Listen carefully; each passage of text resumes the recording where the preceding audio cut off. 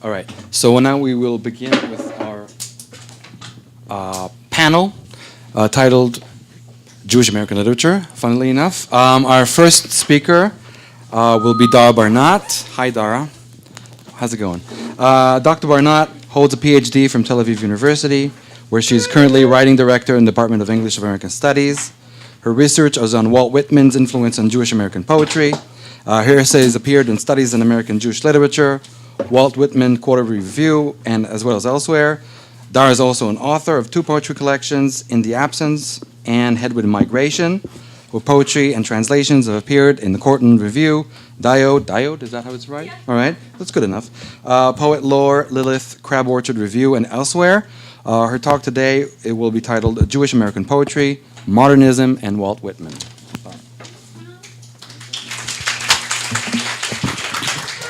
Thank you. It's hard to follow Ron and a musical performance, but and this is not going to do justice, Hannah, I don't think, to how I really feel about our years of working together, but I'm going to try.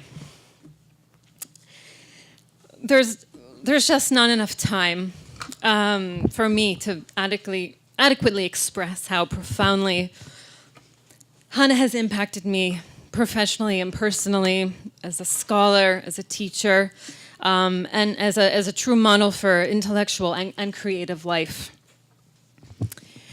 This talk has really made me think a lot about interactions I've had with Hannah. Really, so many of them wonderful. But the first time we met, I don't know if she'll remember this, and I kind of hope she doesn't. But I was just starting my MA degree, and we were in her office, and I mispronounced Yates as Yeats.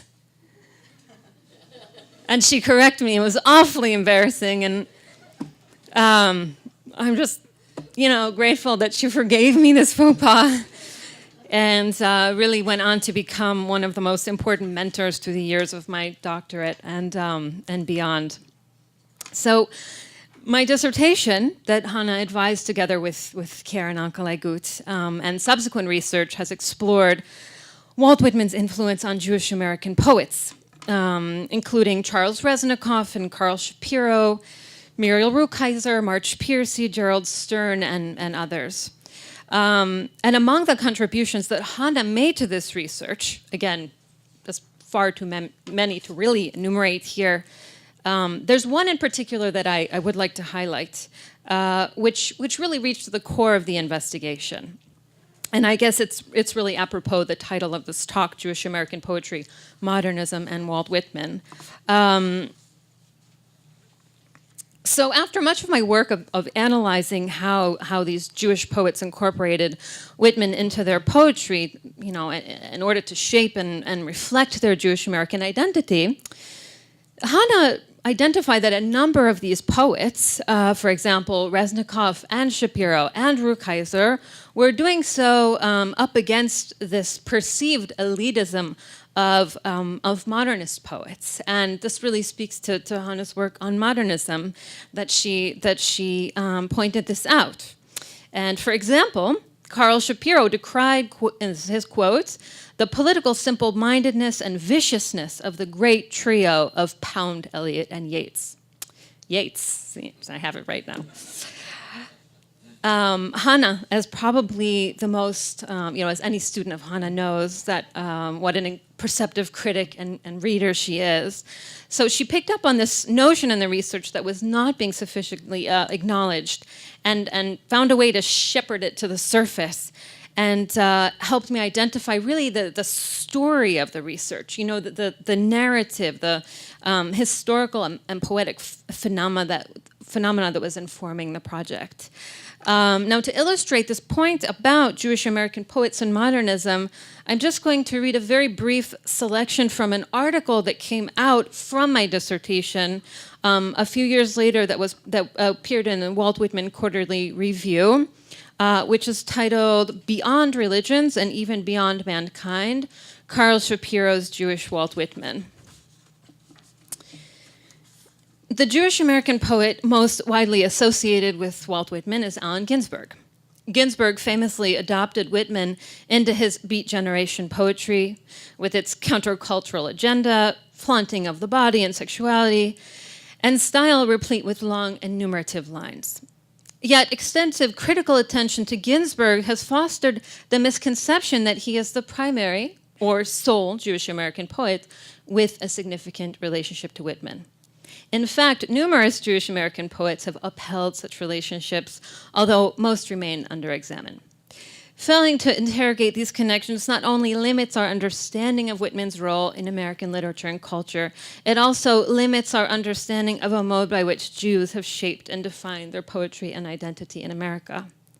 Carl Shapiro, author of the seminal Jewish-themed collection of poetry, Poems of a Jew from 1958, is a poet whose relationship to Whitman has been regrettably dwarfed by Ginsberg's.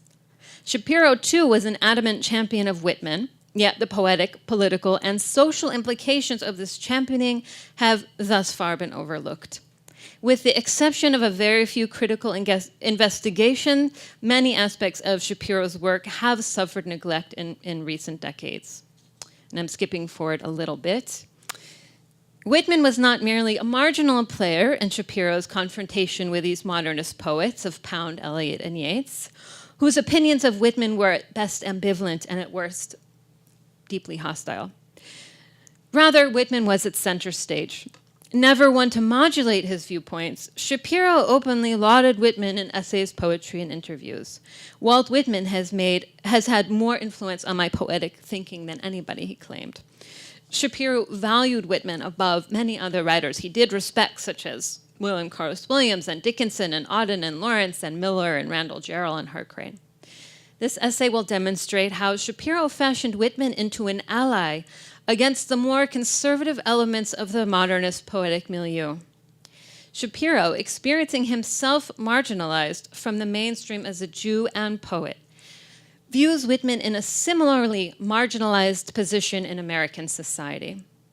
Shapiro's portrayals of Jews and Jewishness in his writing can be seen to parallel his portrayals of Whitman, thus demonstrating how Shapiro comes to imagine Whitman implicitly as a Jew.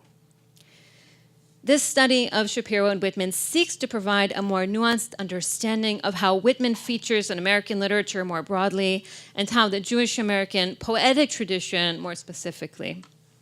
We will see how, as Shapiro interprets Whitman, Whitman himself is inevitably transformed, politicized, and ethnicized.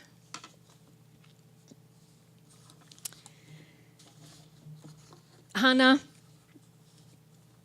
I'm ever grateful for the opportunity to be here today to try at least to thank you for your many years of selfless mentorship and wisdom and sage advice. Anne Sexton called Muriel Rukeyser the mother of everyone. And certainly you are my most important foremother.